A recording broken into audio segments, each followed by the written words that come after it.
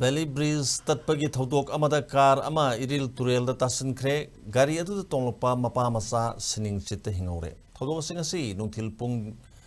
Ohumga Makhairom Tabada Imphal East ki Iril Police Nakonba Urup Naokal da Thokibani Laibak Thiba Thodok aduda Hinghoure ba Mapa Macha adudi Urup Naokal dagi Muhammad Sahi Sahini Punithoy amasung mahaki Machanapa Muhammad Imtiaz Ahmad Sahi Tarietni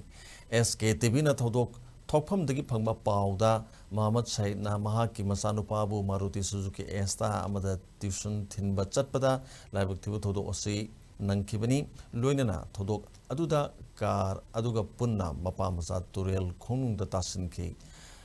adubu laibak phabadagi ising manungda apok mapana gari gi thong hangdoklaga pikliba masagi punsi kanki khudakta lekai miyam